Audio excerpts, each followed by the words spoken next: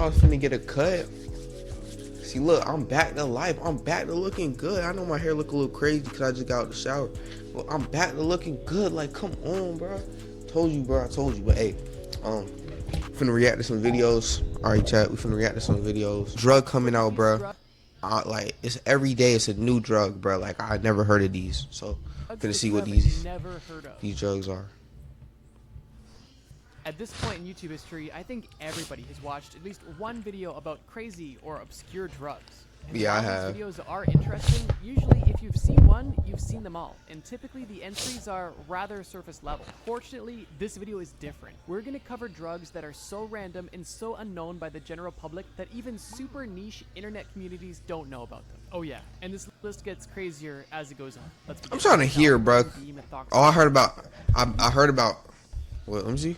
What is that? Crazier as it goes on. Let's begin. Salvinorin. I heard about this. I heard about this drug. I heard about this drug. Methoxymethyl ether.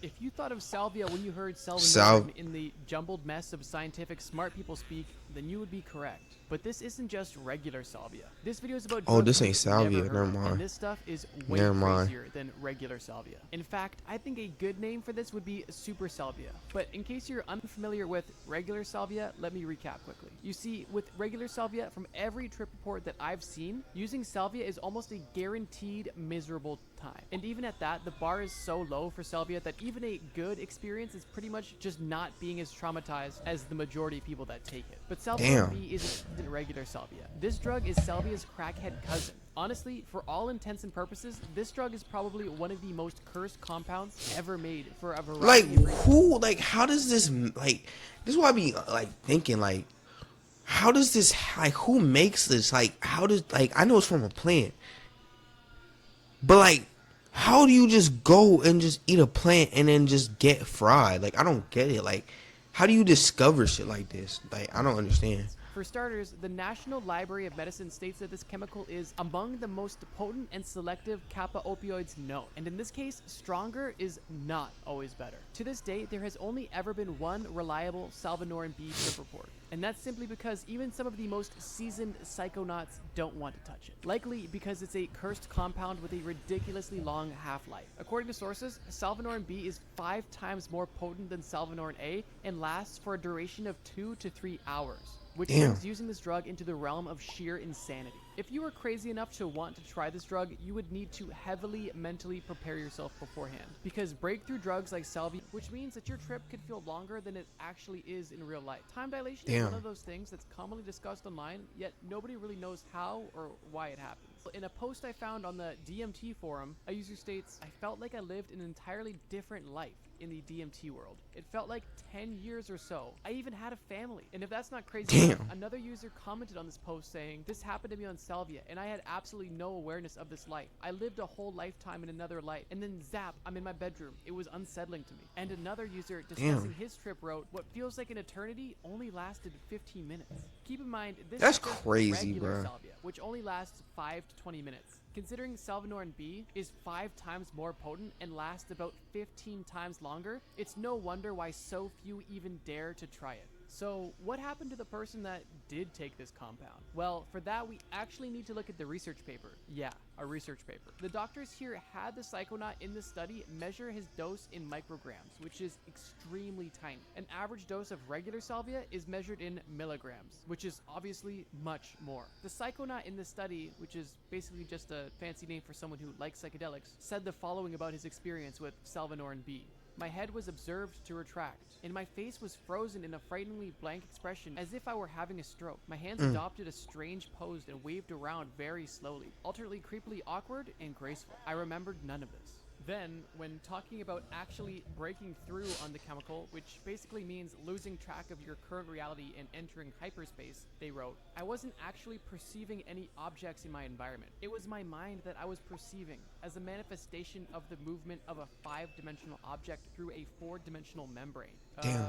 whatever that means. Considering this was such a minuscule dose, I can't imagine the trip report someone might come back with if they took a full send level dose. Luckily for you guys, there is actually Bro, that's one other trip crazy, report on the bro. entire internet, although it isn't reliable as an actual research paper. This trip report is simply titled, "I cannot comprehend what happened," and it's actually written by a career chemist who synthesized the compound himself, and upon taking it was transported into an entirely different life in the 1950s. This is his quote on the experience. "I fell through my floor into an endless array of eerie sounds. I eventually reached the bottom and felt my body hit the ground. A creature walked..." Imagine like you take salvia and then you enter the back rooms. Oh, I'd kill myself. Like honestly, like if you just took salvia and you just entered the back rooms, like you just in that yellow room with multiple like areas to go, I would dead ass kill myself, bro. I would not do that shit, bro. Walked towards me and grabbed me by the neck and said, in a disturbing voice. Then he threw me up and I landed. I stood up and realized that I was in the 1950s. The trip went from What the impossible events fuck? to me simply existing in a different time. I walked around on this street and found a newspaper on the ground. I could read each and every article, and on the top it read August 6th, 1953. I didn't know that it wasn't real. It was all I knew. I could remember my life, but it wasn't me. It was the life of a person that I was in 1953. I could remember my childhood, school years, first job, everything. As potentially cool as Damn. it may seem to almost time travel, this one part of this one story doesn't make this compound seem any less terrifying. 4-CMA. Like many of the obscure chemicals on this list, 4-CMA. finding information on 4-CMA is not easy. That's because 4-CMA is a research chemical. If you don't know what research chemicals are, they're basically synthetic chemicals that were Frankensteined in a lab as part of a research project in an attempt to either improve on an existing chemical or to create an entirely new drug. Basically, research chemicals are the result of scientists crafting random stuff like they're brewing potions in Minecraft. The thing is, most of Crazy. these chemicals don't make the cut, typically because they either have terrible side effects or they aren't useful medically, or they just lost funding on the research. If the established drugs that most people know about are the tip of the iceberg, then research chemicals pretty much cover the rest of the iceberg all the way to the bottom. 4-CMA is a research chemical that was originally synthesized in the 1960s, as it was supposed to be a stimulant that behaved similarly to an amphetamine. Despite what scientists expected, however, 4-CMA had a much more antidepressant effect than stimulant effect in test subjects. But because it was mildly pleasant to use, drug dealers actually pressed this into their own pills to evade authorities. According to sources, 4-CMA was first identified at the Tomorrowland Festival in 2015, where a tablet was found in the possession of a drug dealer.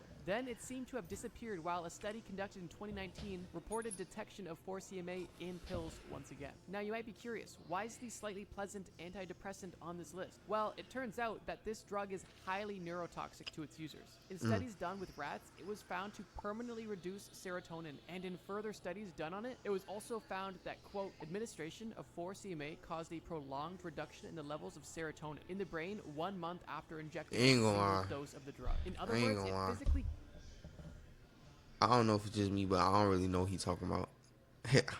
I'm not gonna hold you. I don't know what he's talking about. kills your serotonin receptors permanently. Now, to make things worse, there are still vendors that are knowingly selling this toxic chemical with no regard for the general public. I just know that this is bad. You can easily end up in a wide variety of recreational pressed pills This that are is sold bad. on the black market. In regards to this, in the Research Chemicals subreddit, one user wrote, "Nice. A substance that could fry your brain like only a lifetime of MDMA use could in one sitting," which I feel Damn. is pretty accurate. And it's even been reported that abusing this chemical So this could lead fries to, your quote, brain. an irreversible depression that would be like an MDMA come down every day for the rest of your life. Although it's been speculating that reaching this state would require multiple large doses over a long period of time, if you don't want to take the chance at permanently damaging your serotonin neurons, I would strongly recommend staying away from this drug. I almost want to call 4-CMA super MDMA, but it's really not the case. It's honestly just the worst of both worlds. The upside of MDMA is completely subdued in 4-CMA, and the downside of MDMA is amplified to such an extreme degree there is absolutely no value in the trade-off. Pyros. No, not the TF2 pyro. Pyros is an abbreviated word for the class of drugs known as pyrrolidinopherones, and they're pretty much crack on crack. If you remember the bath salts epidemic from about a decade ago, well, pyros are to blame. They're pretty well known in the fringe drug community as being the most addictive class of chemicals on Earth. And when I say most addictive, I'm talking about 20 times more addictive than crack. These drugs are absolutely insane, and they don't even hold a candle to the mainstream drugs known for their addictiveness. For example, with commonly known drugs, most people actively decide to stop using it before their supply runs out. This is definitely not the case with this stuff. Barely anyone in recorded history has started using a supply of pyros and just stopped halfway through out of sheer willpower. In most stories on the internet, people who start a stash of pyros only end their days-long bender because they became full-blown psychotic and ended up in a psych ward, or if they're lucky, started seeing shadow people early on and got scared enough to flush the rest of their supply down the toilet. But this stuff is so addictive that I'm convinced somebody has flushed their stash down the toilet and then immediately gone sewer diving afterwards on a quest to find his precious like Gollum in Lord of the Rings. Because of this, even the most seasoned drug users won't take this stuff because the compulsion to take more is practically impossible to overcome. In hindsight, it's no wonder we had a bath salts zombie epidemic. Just to clarify, bath salts are literally just pyros. Imagine you're trying to quit a chemical that's 50 times more addictive than crack, and every time you make a stop at the gas station for your nightly Twinkies, a scraggly old dude in the back who smells like salami is tempting you to buy it for a couple bucks. The thing about the bath salts epidemic was that whenever authorities finally got around to outlawing the latest chemical, the drug lords that sold them would just hire some armchair chemist on the internet to look for slightly different chemicals on the dark web that kinda looked the same. Keep in mind, they wouldn't even know what the side effects would be. So basically, they were pretty much just selling random research chemicals to homeless people as test subjects. Because of this, a lot of people got caught up in bath salts addiction around 2012 because they had no idea how addictive they would be. But that's not even it. The most diabolical aspect of pyros is that they make you extremely horny. I'm not joking. Like a 64-hour edge session with no break or sleep until you literally pass out from exhaustion or get submitted to urgent care. They say that meth can turn you into a gooning degenerate, but this stuff is like meth times 5. To make matters even worse, somewhere along the way, armchair chemists Stop asking research questions to ChatGPT. Bruh. Its answers are not reliable, and they are difficult to be found. on the internet somehow figured to conveniently turn this compound into vape juice, which pretty much makes this invention the world's worst jewel. So the next time your mom gets mad at you for your vaping addiction, feel free to remind her that there's some 45-year-old dude with scraggly hair in this basement vaping super crack and jorking it for 10 days straight. The amount of goo. Please do not vape, bro. That shit is not good for you, bro. It is literally pointless, bro. It's literally like cigarettes times 2. Like, it's no point on doing it. It do not get you high. It's literally no point, bro. It's like waste of fucking life.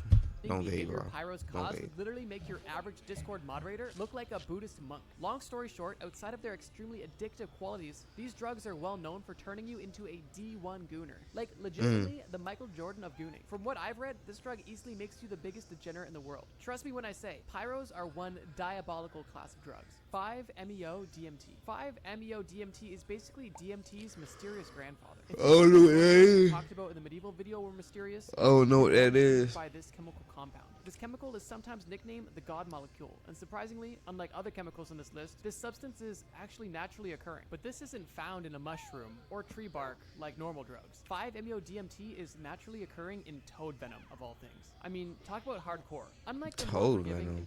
How do people discover this shit, yo?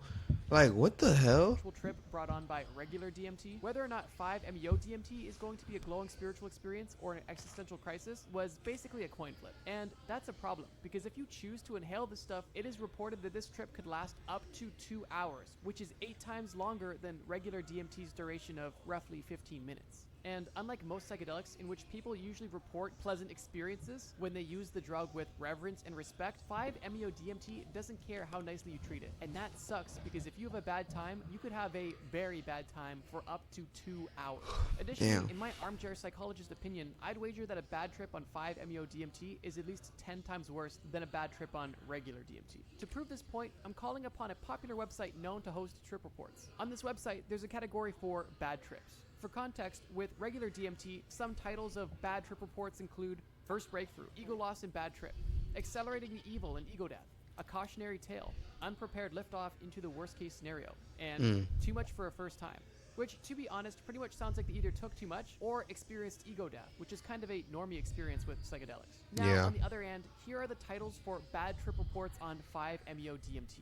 Existential Horror, Pure Horror, Facing Psychedelic Terror, unimaginable depths of terror, and I ended up praying to Jesus Christ. Yeah, Yo, not a super fun way to spend that your is Sunday afternoon. Honestly, crazy. as a word of caution, if you're prone to existential anxiety, I would shy away from reading any bad trip reports altogether. Now, it seems like a common theme in these reports that people actually think that they're about to die or actually dying while on the drug. Now, I don't know about you, but taking a drug that makes me believe I'm actually dead and now my only friends are Casper the Ghost, the Grim Reaper, and Harambe totally sounds like a blast. Not. One reason for these reoccurring death themes in trips might be that 5-MeO-DMT is one of the only psychedelics that has the actual capability to kill you. You see, usually psychedelics can't kill you unless you do something really dumb under the influence. 5-MeO-DMT is different though, because unlike most psychedelics, this drug has caused death in at least 2 cases, with the 3 major causes being, quote, suffocation after vomiting, lung shutting down, and cardiac arrest. One interesting trip report I found about 5-MeO-DMT wrote, I cannot emphasize enough how insanely weird, alien, and utterly cosmic this felt. Like I'd broken some type of rule What and I'd the entered hell? an entirely different universe of some type. If you ask me, 5-MeO-DMT is nothing to mess with at all. Before we get into the last Crazy. entry on this list, I want to make 2 quick notes. One, this video was actually a top 10, not top 5, but because of time reasons, we cut it in half. Don't We're give watching a really mother entry on News at by Duster. heart. The nickname your What he said? Duster. I know what you might be Duster. asking. What on earth do you mean by Duster? The Duster. nickname your elementary school bully gave you in 4th grade? A brush for dusting furniture? An American indie rock band from San Jose, California that was formed in 1996? Okay. Nobody was thinking that one. No, I mean Air Duster. Air Duster is the one drug that I'm can't tired, bro. My clearly fault. enough you never want to use. And the reason is way more insidious than you may think. Duster kills your brain cells. By the way, Air Damn. Duster is not just compressed air in a can. The reason Air Duster is actually considered a drug is because it's mostly a refrigerant, not air. And because this gas is heavier than air, when most people are using it, their voice becomes very deep And my voice gets really low. and sounds like a monster. Basically, What the f- Yo, that's what them whippets do. And my voice gets really low. and sounds like a That's what monster. them whippets- Basically, when you that's what them inhale, whippets the chemical do. replaces all of the oxygen in your lungs and removes carbon dioxide in the same way that regular air does. All the while, your body is getting tricked into thinking that it's inhaling oxygen because there's no carbon dioxide building up. This causes the user to get hypoxic, which is basically another word for painless brain suffocation. Essentially, Duster makes you suffocate without your brain sending you into fight or flight mode, which often causes euphoria as a byproduct. This might sound cool or fun until you realize that every time you get high, you're giving yourself insane amounts of brain damage. This is because your brain can only bear around 2 to 5 minutes of hypoxia before your brain cells die permanently. To make things even worse, usually Duster abusers will use this stuff for hours on end or until they pass out. Yo, wait till people actually start finding out about this. Real talk. People gonna start doing this.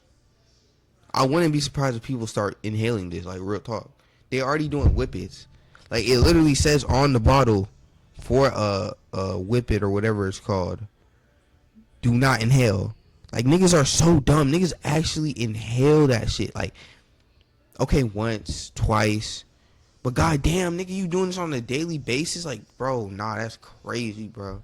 Minutes of killing Crazy. your brain cells, they're doing it for hours a day. According to numerous anecdotal sources I've seen across online, this is one of the hardest drugs in the world to quit. I know this sounds ridiculous, but this is a reoccurring theme on this list. For example, in a post titled My Story of Air Duster Addiction, one user on Reddit wrote about how addictive this stuff can really be. In this post, he writes about the first time he tried it. Quote, one blast and I was done for. I felt like I needed to feel this way for the rest of my life. I can Bro, like that is insane. not describe the euphoria. Then, according to his story, he went to rehab, but immediately after he got out, he relapsed, writing, I got a job that I lost, but I received a paycheck for around $200, and literally went on a ridiculous binge on Duster in my car in the Walmart parking lot. I easily huffed over 50 cans in a 48-hour period. I seriously That is crazy work, yo. That is crazy work, bro. And it's literally a bottle you can get at like a store or anything. That's crazy. stop. He ends the story with saying, quote, this stuff will make a mess of you and will take you down faster than any hard drugs out there. This is not some kiddie drug. Like I've said, I've tried everything, and nothing is compared to the insane rush of euphoria you get from Duster. If you use Duster, even short lengths of abuse can cause permanent brain damage, serious memory problems, seizures, loss of IQ, a loss of one's ability to focus, confusion, a permanent loss of coordination, permanent slurred speech, and death. With that being said, the biggest reason to not use Duster is the fact that Walmart, of all things, would become your new drug dealer, which Nah, might be real one of the talk. latest ways to die of all time. That On a is big crazy. forum called Do You Know Anyone Who Permanently Fried Their Brain from Drugs? To nobody's surprise, Duster and inhalants in general was the most commonly mentioned drug in the replies. And that's because most drugs don't kill your brain matter. Many of them will change your brain's chemistry, but in most cases, your brain can make a full recovery over a long enough period of time. But this is not the case with Duster. In response to this question, one person in this thread wrote,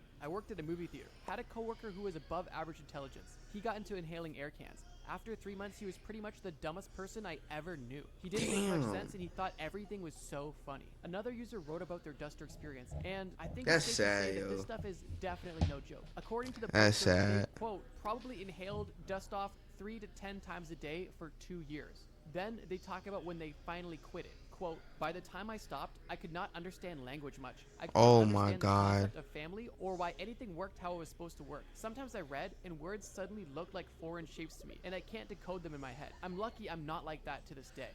Yeah. Definitely don't take this drug if you value your life. All in all, I'd wager even the most hardcore like, why definitely do- don't take this drug if you Blow off. Like, what is it for? What is a duster used for then?